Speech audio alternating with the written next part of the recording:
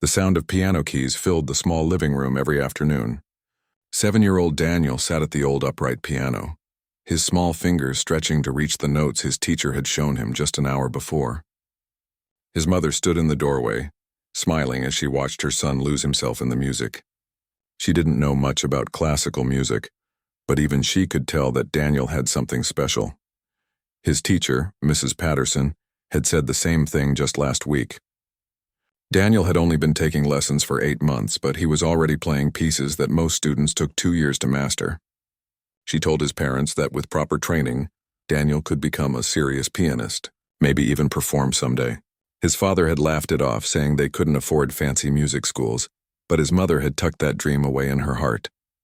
Daniel loved everything about the piano. He loved the smooth feel of the white keys under his fingers. He loved how the black keys sat higher, like little hills in a landscape. Most of all, he loved how the music made him feel. When he played, nothing else mattered. Not the kids at school who teased him for being too quiet. Not the math homework he struggled with. Not the fact that his family lived in a tiny apartment and couldn't afford many things. When his fingers touched those keys, he was somewhere else entirely. But everything changed one Tuesday morning in October. Daniel woke up and something felt wrong. His right eye felt strange, like there was a film over it. He blinked hard, rubbing his eyes, but the blurriness wouldn't go away. At breakfast, he squinted at his cereal bowl and his mother noticed immediately. "What's wrong with your eye, honey?" she asked, her voice already carrying a note of concern. "I don't know," Daniel said. "Everything looks fuzzy on this side." His parents exchanged a worried glance. His father said it was probably just tiredness, but his mother wasn't convinced. She took him to the local clinic that afternoon. The doctor examined his eyes with a bright light and a concerned expression. He asked Daniel to read letters from a chart. Daniel could barely make out the big letter at the top with his right eye. The doctor's face grew serious. He sent them to a specialist at the city hospital. More tests followed. Bright lights, machines that looked like something from a science fiction movie. Doctors with clipboards asking the same questions over and over. Daniel's parents sat in waiting rooms, their faces growing more drawn with each passing hour. 3 days later, they had their answer. Daniel had a rare condition, something with a long medical name that his mother couldn't even pronounce properly. The specialist explained it in words that seemed to bounce off the walls of the small office. The condition was attacking his optic nerves. His right eye was already significantly damaged. And the left eye would follow soon. How soon? His father asked, his voice barely above a whisper. The doctor hesitated. "It's hard to say exactly. It could be weeks. Could be a few months, but I'm afraid the progression is inevitable." Daniel sat very still in his chair. He was only 9 years old, but he understood what the doctor was saying. He was going blind. The world of colors and faces and sheet music would disappear. Forever. His mother started crying right there in the office. His father just stared at the wall, his jaw clenched tight. Daniel felt numb, like he was watching this happen to someone else. This couldn't be real. Things like this didn't happen to regular kids who just wanted to play piano. The next few months were a nightmare. Daniel's left eye began to fail, just as the doctors predicted. First came the blurriness, then dark spots that grew bigger each day. His parents took him to specialist after specialist, desperately hoping someone could stop it. They spent money they didn't have on treatments that didn't work. His mother would pray every night, begging for a miracle that never came. By January, Daniel could barely see shapes. By March, his world had gone completely dark. He was 10 years old and blind. The piano sat silent in the living room. Daniel couldn't read sheet music anymore. He couldn't see the keys. When his parents suggested he try to play, he refused. What was the point? Mrs. Patterson came by once to visit, her voice gentle and sad. She told Daniel that he could still make music, that there were ways to adapt. But her words felt hollow. As she was leaving, Daniel heard her talking quietly with his mother in the hallway. "Maybe it's time to focus on other things," Mrs. Patterson said. "Skills that would be more practical for his situation. There are good programs for blind children. Job training, computer skills, things that could give him a stable future." His mother had thanked her politely, but Daniel heard the resignation in her voice. Even his teacher had given up on him. School became a different kind of torture. Daniel transferred to a special school for blind students. The teachers were kind but firm. They taught him to read Braille, to use a white cane to navigate the world without sight. They talked constantly about realistic goals and practical skills. When Daniel mentioned music, they smiled and nodded but quickly changed the subject. His classmates weren't much better. Most of them had been blind since birth or early childhood. They'd already adapted, already learned to live in darkness. Daniel was the new kid, still stumbling, still adjusting. And when they found out he used to play piano, some of them actually laughed. "What's the point?" a boy named Tommy said during lunch one day. "You can't see the keys. You can't read music. That dream's over, man. Better accept it now." Daniel didn't respond.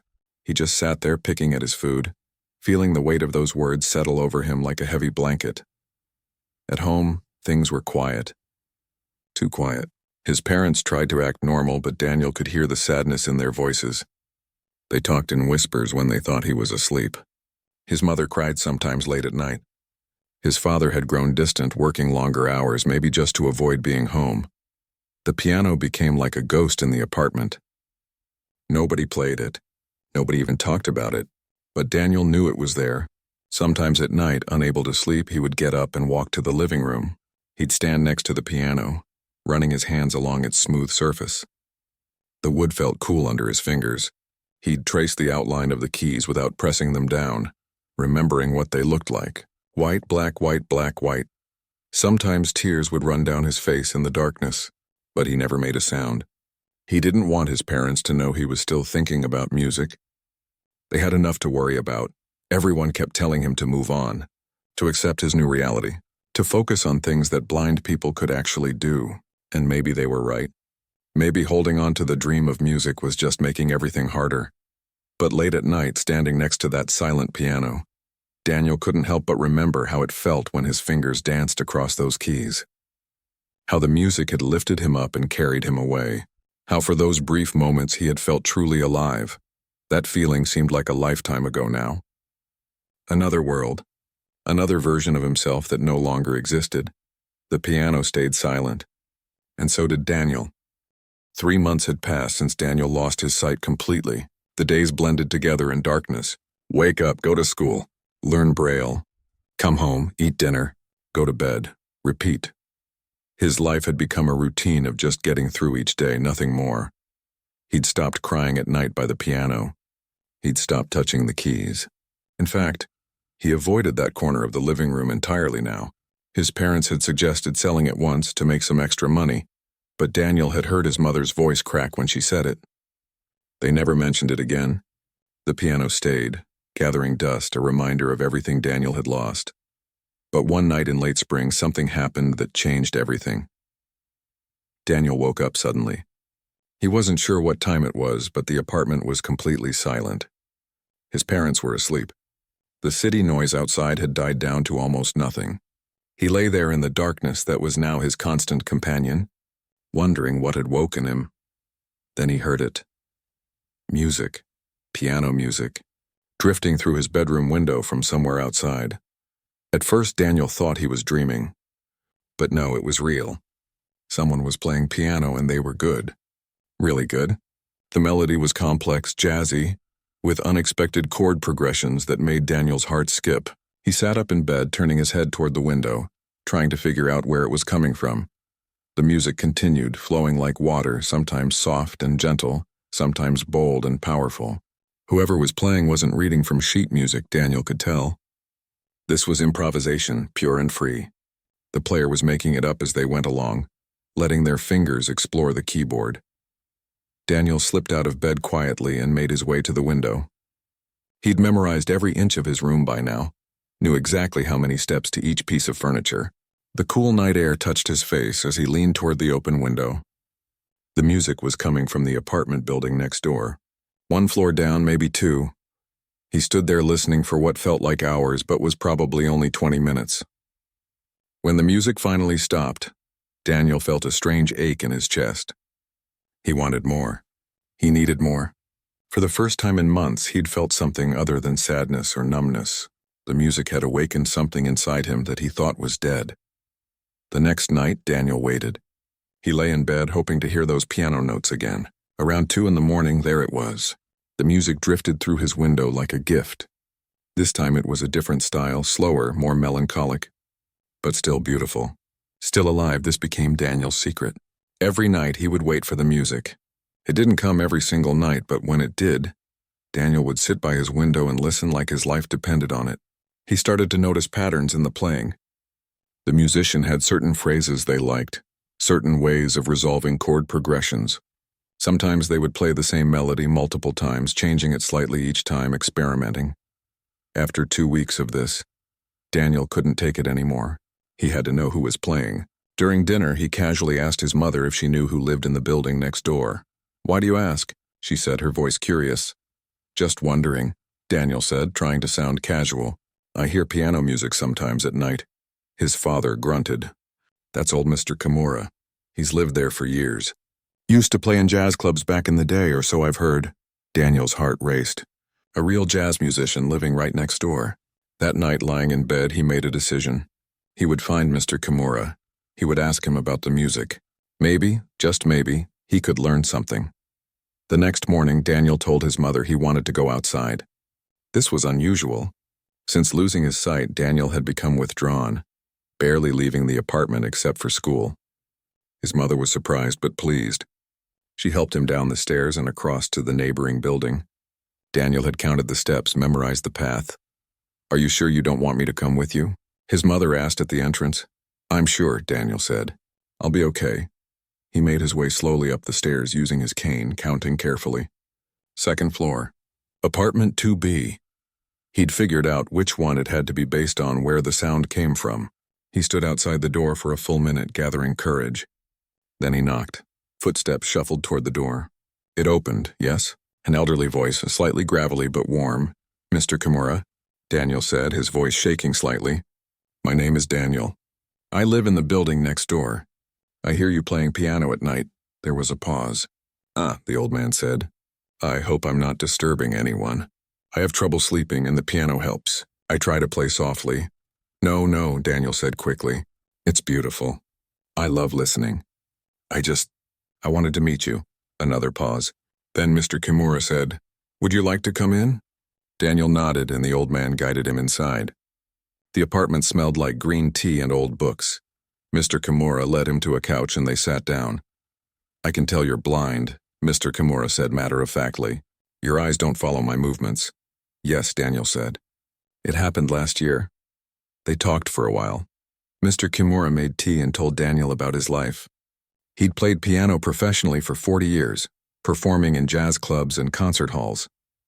He'd traveled the world, played with famous musicians.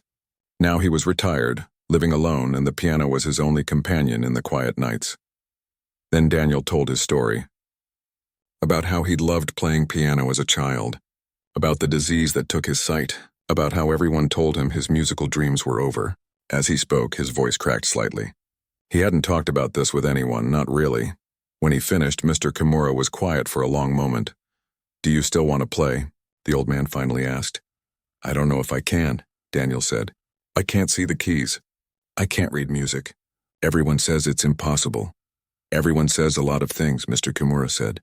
"Most of it is nonsense." He stood up and Daniel heard him walk across the room. "Come here." Daniel followed the sound of his voice. His hands touched smooth wood. The piano. "Sit," Mr. Kimura said. Daniel sat on the bench, his heart pounding. He hadn't sat at a piano in months. His hands hovered over the keys, trembling. "The keys are still where they've always been," Mr. Kimura said softly. "Your fingers remember. Trust them." Daniel lowered his hands to the keyboard. The cool smoothness of the keys felt familiar and foreign at the same time. He pressed middle C. The note rang out clear and pure. Then D. Then E. His right hand found the beginning of a simple scale. It sounded terrible. His fingers were stiff, uncertain. He hit wrong notes, his timing was off. After just a minute, he stopped, frustrated tears forming in his eyes. "I can't do it," he whispered. "It's gone." "No," Mr. Kimura said firmly. "It's not gone. It's just hiding. But we can find it again if you're willing to work." Daniel turned his head toward the old man's voice. "You would teach me?" "Why not?" Mr. Kimura said. "I have nothing but time and you have something I haven't seen in years." "What's that?" "Hunger," Mr. Kimura said. "Real hunger for the music. That's rarer than talent and far more important. Daniel felt something stirring in his chest, something he hadn't felt in a long time. It wasn't quite hope, not yet. But it was close. It was a small flame in the darkness, fragile but real. "When can we start?" Daniel asked. Mr. Kimura chuckled. "You're sitting at the piano right now, aren't you? Put your hands on the keys. Let's begin." And in that small apartment, in the middle of an ordinary morning, Daniel played his first notes as a blind pianist. They were clumsy and uncertain, but they were a beginning. And sometimes a beginning is all you need. The first few weeks were brutal. Daniel would sneak over to Mr. Kimura's apartment every day after school, telling his parents he was just going for a walk. His mother seemed relieved that he was finally leaving the house, so she didn't ask too many questions. But the lessons were nothing like what Daniel expected. Mr. Kimura didn't baby him. He didn't make excuses for Daniel's blindness. Instead, he pushed harder than any teacher Daniel ever had. "Again," Mr. Kimura would say, his voice sharp. "You're rushing the tempo. Feel the rhythm in your body, not just your fingers." Daniel would play the same passage over and over, making mistakes, getting frustrated. His fingers felt clumsy and stupid. Sometimes he wanted to scream. Sometimes he wanted to quit. "I can't do this," Daniel said one afternoon, pulling his hands away from the keys. "I keep hitting the wrong notes. I can't remember where everything is." "Of course you can't," Mr. Kimura said. "You're trying to see with your hands. Stop that. Listen instead." "I don't understand." Mr. Kimura moved closer. "When you had sight, you relied on your eyes to tell you where the keys were. Now you're trying to recreate that in your mind, trying to picture the keyboard. But that's the old way. You need a new way." He took Daniel's right hand and placed it on the keys. "Close your eyes." "Wait, you can't do that." He chuckled at his own joke. Daniel couldn't help but smile a little. "Anyway, stop thinking about where the keys are in space. Instead, listen to the distance between notes. Every interval has a sound, a feeling. Learn those and you'll never be lost." It sounded impossible, but Daniel tried. Day after day, he practiced. Mr. Kimura would play 2 notes and make Daniel identify the interval just by sound. A perfect fifth, a minor third, an octave. At first, Daniel got them wrong more often than right. But slowly, very slowly, his ears started to sharpen. Then came the real work. Memorization. Without sheet music to read, Daniel had to memorize everything. Every note, every phrase, every dynamic marking. Mr. Kimura would play a short melody, just 4 or 5 notes. Then Daniel had to play it back. "Listen to how the notes connect," Mr. Kimura would say. "Music isn't just individual sounds. It's a conversation. Each note leads to the next."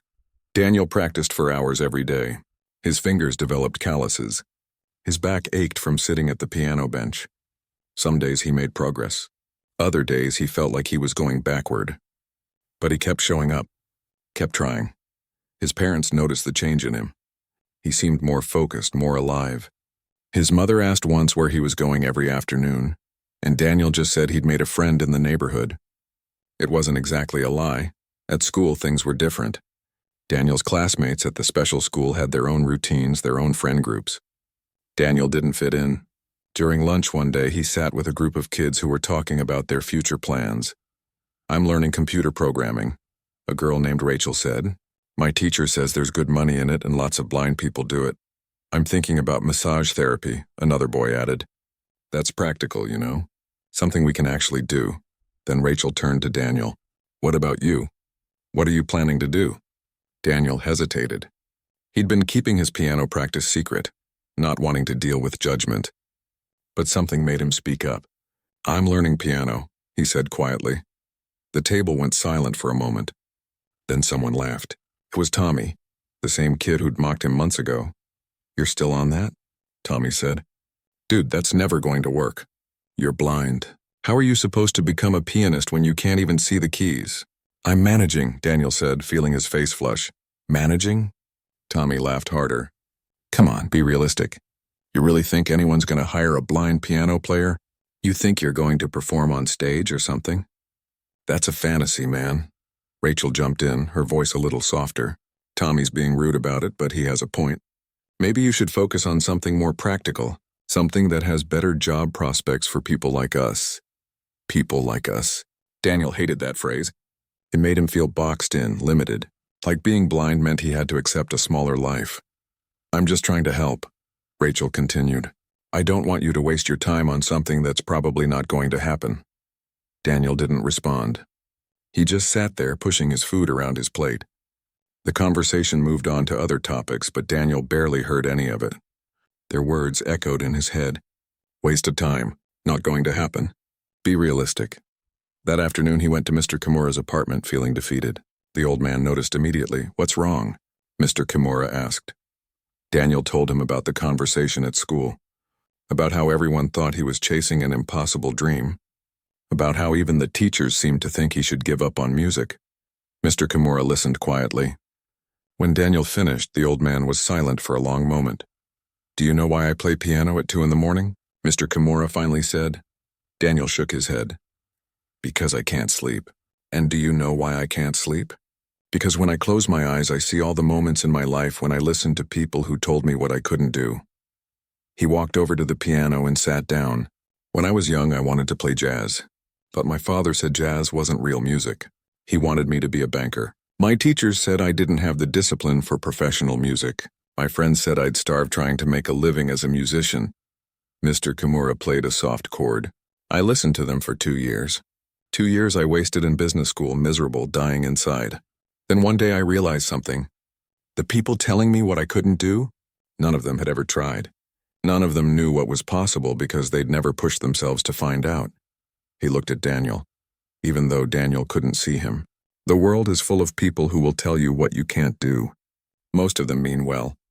They think they're protecting you. But they're really just protecting themselves from the fear of trying something difficult. But what if they're right? Daniel asked. What if I'm wasting my time? Then you're wasting your time doing something you love, Mr. Kimura said. That's not waste. Waste is spending your life doing something safe that makes you miserable. Waste is letting other people's fear become your prison. He stood up and guided Daniel to the piano bench. Now sit down. We have work to do. Over the next year, Daniel practiced obsessively. He stopped caring what his classmates thought. He stopped explaining himself. When people asked what he was doing after school, he just said he was busy. Let them think what they wanted. Mr. Kimura taught him techniques that Daniel never knew existed. How to use his hearing to perfect his timing. How to feel the vibrations of the piano through his body.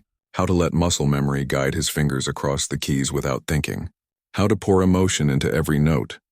They worked on everything from classical pieces to jazz improvisations. Mr. Kimura would play something once, and Daniel would have to recreate it from memory. At first, he could only remember a few measures, but gradually his memory expanded. 4 measures became 8. 8 became 16. Soon he could memorize entire pieces after hearing them just a few times. His fingers grew stronger. His sense of the keyboard became instinctive. He could hit complex chord progressions without hesitation. He could play fast runs without missing notes. The piano was becoming an extension of his body, but his parents were growing suspicious. Daniel was spending 3, sometimes 4 hours a day at Mr. Kimura's apartment. His mother finally confronted him one evening at dinner. Daniel, honey, where do you go every afternoon? Daniel took a breath. He'd been avoiding this conversation. I've been taking piano lessons. His father's fork clattered against his plate. Piano lessons? From whom? Mr. Kimura, he lives next door. He used to be a professional jazz musician. His mother's voice rose with concern. Daniel, we talked about this. Mrs. Patterson said it wasn't practical. The school counselor said you should focus on skills that are more suited to your situation. I don't care what they said, Daniel replied, more forcefully than he intended. This is what I want to do. But sweetheart, his mother said, her voice breaking slightly, we just don't want you to get hurt. We don't want you to build up hopes for something that might not be possible. You mean you don't think I can do it? Daniel said flatly. That's not fair, his father said. We're just being realistic. There was that word again. Realistic. Daniel was so tired of that word. Can you just trust me? Daniel asked. Please? His parents exchanged glances he couldn't see. Finally, his mother sighed. Fine, but please don't get your hopes up too high. We're just trying to protect you. Daniel nodded, but inside he was thinking about what Mr. Kimura had said. They were trying to protect themselves from fear. Not him. That night, unable to sleep, Daniel heard the familiar sound of piano music drifting through his window. Mr. Kimura was playing again. But this time Daniel got out of bed, went to the piano in his own living room and started playing along. His fingers found the keys in the darkness. His hands moved with certainty. For the first time since losing his sight, he felt like himself again, like he was exactly where he was supposed to be. 3 years had passed since that first lesson with Mr. Kimura. Daniel was now 15 years old and the piano had become his entire world. He could play over 200 pieces from memory. His fingers moved across the keys with a confidence that sometimes surprised even him. Mr. Kimura said he was ready. Ready for what? Daniel wasn't entirely sure, but he trusted the old man. One Tuesday afternoon in September, Daniel arrived at Mr. Kimura's apartment for his usual lesson. But something felt different. The old man's energy was different, excited somehow. "Sit down," Mr. Kimura said. "I have news." Daniel sat on the familiar couch, his heart beginning to race. Mr. Kimura only sounded like this when something big was happening.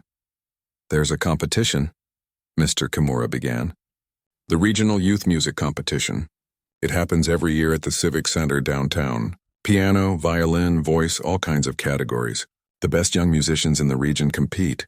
Daniel felt his stomach tighten. "Okay," he said slowly. "I want you to enter," Mr. Kimura said. The words hung in the air. Daniel's mouth went dry.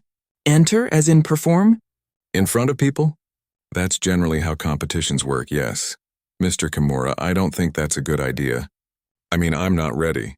And besides, my parents would never allow it." "Why not?" Daniel struggled to find words.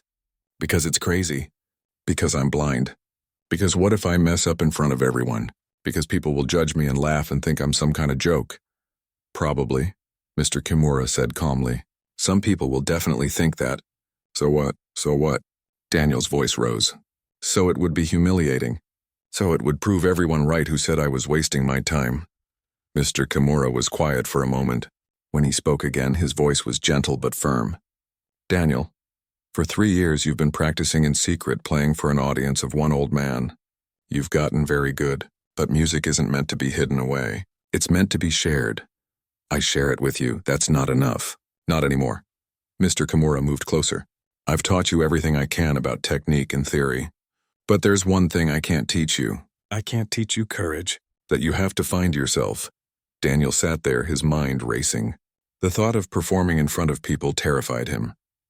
He'd gotten comfortable in Mr. Kimura's small apartment, just the two of them. That was safe. A competition was the opposite of safe. "I need to think about it," Daniel finally said. "The registration deadline is next week," Mr. Kimura said. "Think fast." That night at dinner, Daniel pushed his food around his plate in silence. His mother noticed immediately. She always did. "Something wrong, honey?" Daniel hesitated. Then, before he could stop himself, the words tumbled out. "Mr. Kimura wants me to enter a music competition." His father's fork stopped halfway to his mouth. "A what?" "A competition. For young musicians. It's at the Civic Center." The silence that followed was heavy. Daniel could feel his parents exchanging looks across the table. "Daniel," his mother began carefully, "I don't think that's a good idea." "Why not?" "Because," she trailed off, searching for words. "Because what if things don't go well? What if you get up there and something goes wrong? Sweetheart, I just don't want to see you get hurt." "She's right," his father added. "This seems like a setup for disappointment. And honestly, son, performing in front of hundreds of people when you can't see, that seems dangerous. What if you fall on stage? What if you can't find the piano?" "I can navigate just fine," Daniel said, his voice tight. "We know you can," his mother said quickly. "Around familiar places. But a big stage with all those people watching, that's different. And what will people think?" There it was. What will people think? Daniel felt anger rising in his chest. "You mean you're embarrassed," he said quietly. "That's not fair," his father said. "We're trying to protect you." "No," Daniel said, standing up from the table. "You're trying to protect yourselves. You don't want to watch me fail. You don't want people feeling sorry for you because your blind son made a fool of himself on stage." "Daniel," his mother's voice cracked. "That's not true. We love you. We just want what's best for you." "Then let me try," Daniel said. "Just once. Let me try." He didn't wait for an answer. He went to his room and closed the door. Through the thin walls, he could hear his parents talking in hushed, urgent voices. He couldn't make out all the words, but he heard enough. Not realistic. Setting himself up for heartbreak. We have to say no. The next morning, his father delivered the verdict at breakfast. We've decided. You're not entering the competition. We're sorry, Daniel, but this is final. Daniel didn't argue. He just nodded and went to school. But inside, something hardened. He'd spent 3 years letting other people tell him what he couldn't do. He was done with that. That afternoon, he went straight to Mr. Kimura's apartment. They said no, Daniel told him. I see, Mr. Kimura said. And what are you going to do about that? Daniel took a deep breath. I want you to register me anyway. Mr. Kimura was silent for a long moment. You understand that's going against your parents' wishes. I know. But I have to do this. I have to at least try. Even if I fail, even if it's a disaster, I need to know I tried. All right then, Mr. Kimura said. I'll register you. But there's no turning back once we do this. You'll have to see it through. I will, Daniel said, with more confidence than he felt. The next 2 weeks were agony. Daniel practiced constantly, running through his competition piece over and over. He'd chosen one of his own compositions, something Mr. Kimura had helped him develop over the past year. It was a piece that told a story, that had meaning. It felt personal and honest, but as the competition date approached, doubt crept in. What was he thinking? His parents were right. This was crazy. He'd walk onto that stage with his white cane and people would whisper. They'd feel sorry for him. Some would probably laugh, and when he played, they wouldn't hear the music. They'd just see a blind kid trying to do something he had no business doing. The night before the competition, Daniel barely slept. He lay in bed, his stomach in knots. He kept thinking about backing out. He could just not show up. Mr. Kimura would understand. His parents would never have to know he'd registered in the first place. But then he thought about the past 3 years. All those hours of practice, all those moments of frustration and breakthrough. All those times he'd felt the music flow through him, connecting him to something bigger than himself. Could he really walk away from that without even trying? The morning of the competition, Mr. Kimura picked Daniel up early. Daniel had told his parents he was going to spend the day with his teacher, which wasn't technically a lie. They had no idea where they were really going. The drive to the Civic Center felt both too long and too short. Daniel's hands were sweating. His heart hammered in his chest. He could hear the nervousness in Mr. Kimura's breathing too, though the old man tried to hide it. You don't have to do this, Mr. Kimura said as they pulled into the parking lot. We can turn around right now. No shame in it, Daniel shook his head. No, I'm doing this. They made their way inside. The Civic Center was huge and overwhelming. Daniel could hear hundreds of voices echoing off the high ceilings. Footsteps on hard floors. Somewhere in the distance, someone was warming up on a violin. The sound of it made Daniel's stomach flip. Mr. Kimura guided him through registration. A woman with a cheerful voice gave them a number and explained when Daniel would perform. He was in the afternoon session, third performer. They found seats in the audience to wait and watch the other competitors. The performances began. Daniel listened to each one, trying to distract himself from his own growing terror. There was a girl who played Chopin with technical perfection, a boy who performed a Beethoven sonata with impressive power. They were good. Really good. And they could all see. What was Daniel thinking? He couldn't compete with this. He was about to humiliate himself in front of hundreds of people. Daniel Chen, a voice called over the loudspeaker. Daniel Chen to the stage, please. This was it. No turning back now. Mr. Kimura squeezed his shoulder. Remember why you play. Not for them. For you. Daniel stood up, his legs shaking. He gripped his white cane and began the long walk to the stage. The crowd noticed immediately. The chatter didn't stop exactly, but it changed. Became whispery, curious, pitying. He heard someone near the front row say clearly, "Is this for real?" Another voice trying to whisper but not quiet enough. "This seems like a publicity stunt or something." And then from somewhere in the middle of the audience, a laugh. Not a mean laugh exactly, but the kind of laugh that comes from discomfort. From not knowing how to react, Daniel's face burned. His hands trembled as he climbed the steps to the stage. One of the judges, an older woman with a kind voice, approached him. "Do you need help finding the piano?" she asked gently, like talking to a child. "No, thank you," Daniel managed to say. "I can find it." He could feel hundreds of eyes on him as he made his way across the stage. His cane tapped against the floor. Someone in the audience coughed. The walk to the piano felt like it took forever. Finally, his cane touched the piano bench. He folded the cane and set it aside, sat down, adjusted his position, and then, in the seconds before he began to play, doubt crashed over him like a wave.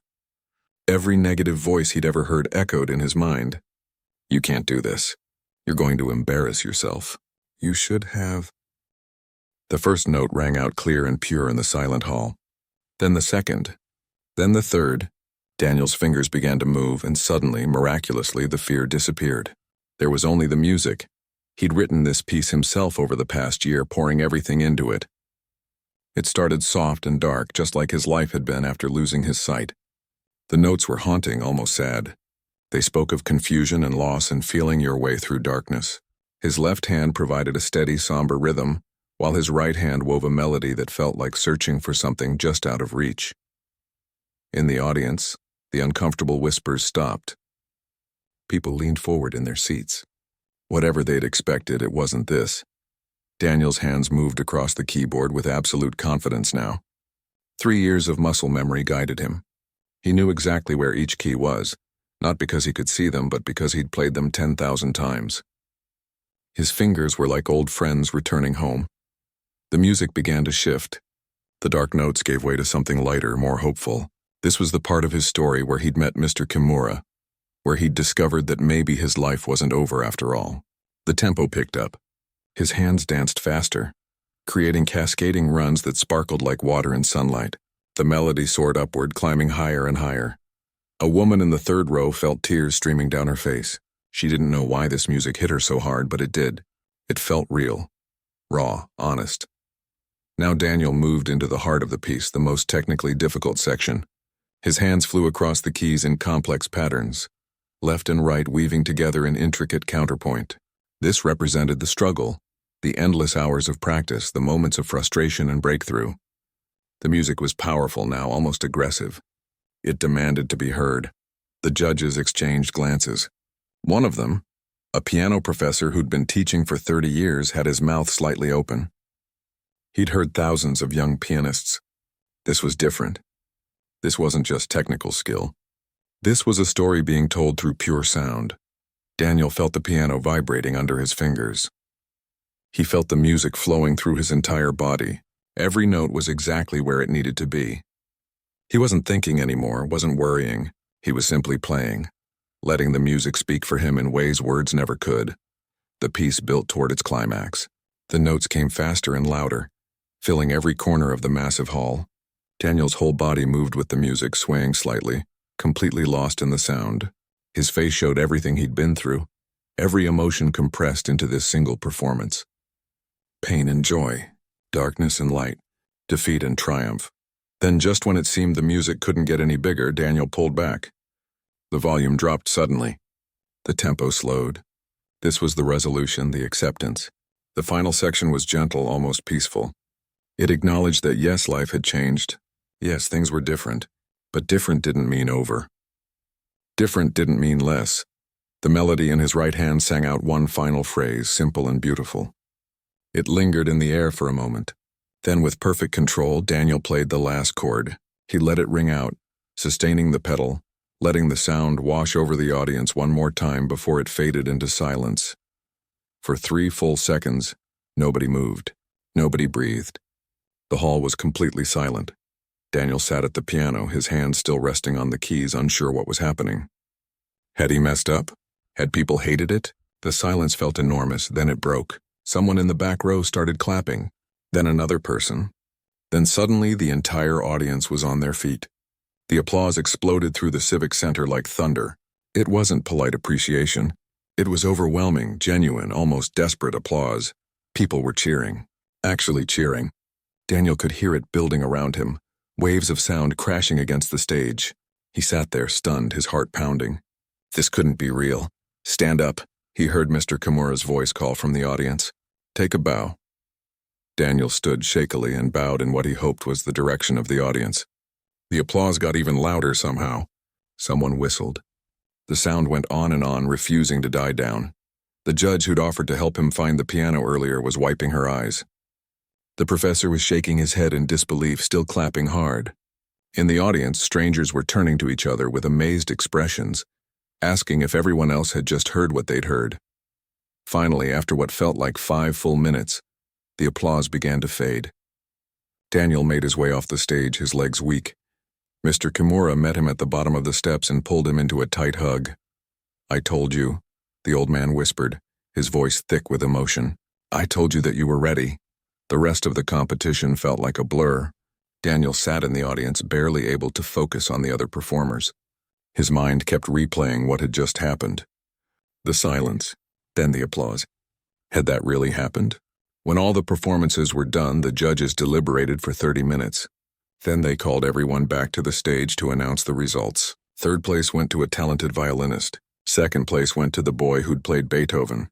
Daniel stood with the other competitors holding Mr. Kimura's arm, trying not to hope too hard. And first place, the head judge announced, goes to Daniel Chen for his original piano composition. Daniel's knees nearly buckled. Mr. Kimura had to steady him. The audience erupted again, even louder than before. Someone guided Daniel forward to receive his medal and trophy. The judge who'd worried about him finding the piano pressed them into his hands. "That was extraordinary," she said, her voice warm. "Truly extraordinary. You have a remarkable gift." As Daniel stood there on stage, medal around his neck, the weight of the trophy in his hands, something occurred to him. He needed to call his parents. They had no idea he was even here, and now he'd just won first place in a regional competition. The thought made his stomach drop. They were going to be so angry. He disobeyed them, snuck off, and competed anyway. But he'd also won. Did that make it better or worse? After the ceremony, Mr. Kimura drove Daniel home. They sat in silence for most of the drive, both processing what had happened. As they pulled up to Daniel's building, the old man finally spoke. "Your parents are going to be upset," he said. "I know. But you know what? You did the right thing. Sometimes you have to believe in yourself even when nobody else does." Daniel nodded, gripping the trophy. "Thank you. For everything. For believing in me when I couldn't believe in myself." "That's what teachers are for," Mr. Kimura said. "Now go face the music. The other kind of music this time." Daniel climbed the stairs to his apartment slowly. He could hear voices inside, his parents talking. He took a deep breath and opened the door. His mother's voice came immediately. "Daniel, where have you been?" "We've been worried sick. Mr. Kimura was supposed to bring you home hours ago." "I need to tell you something," Daniel said. His father's footsteps approached. "What's wrong? Why are you holding a trophy?" Daniel held it out. "I entered the competition. The one you told me not to. I went anyway and I competed. And I won first place." Silence. Long, heavy silence. "You what?" his mother finally said, her voice strange. "I know you're angry," Daniel said quickly. "And I'm sorry I disobeyed you. But I had to do it. I had to at least try. And Mom, Dad, people loved it." The whole audience stood up. They clapped for so long. I played my music, and people actually heard it. "Really heard it?" His voice cracked on the last words. He hadn't realized he was crying until that moment. More silence. Then his mother's arms were around him, and she was crying too. "You won? You really won first place?" "Yes," Daniel said into her shoulder. His father's hand landed on his back, heavy and warm. "I don't know what to say," his father admitted. "I was wrong. We were wrong. We were so busy trying to protect you that we couldn't see what you were capable of." They stood there in the doorway, the three of them holding each other, the trophy pressed between them. That night, videos of Daniel's performance started appearing online. Someone in the audience had recorded it on their phone and posted it with the caption, "Blind teenager plays his own composition and wins competition." Absolutely incredible. By morning, the video had been viewed 50,000 times. By the end of the week, 5 million. People from around the world commented, sharing the video, talking about how the music had moved them. News stations picked up the story. A local reporter came to interview Daniel at his apartment. Record label executives reached out. Music schools sent letters. Suddenly, everyone wanted to know about the blind pianist who'd proven everyone wrong. But Daniel's favorite moment came 2 weeks after the competition. He was at school eating lunch when Rachel approached his table, the same girl who'd told him to be more realistic about his future. "Daniel," she said quietly, "I saw your video. Everyone's seen it?" I just wanted to say I'm sorry for what I said before about you wasting your time. It's okay, Daniel said. No, it's not. I was wrong. And watching you play made me think, maybe I've been playing it too safe. Maybe we all have. She walked away, leaving Daniel smiling to himself. That afternoon at Mr. Kimura's apartment, Daniel sat at the piano as usual, but now it felt different. Everything felt different. The darkness was still there, would always be there, but it didn't define him.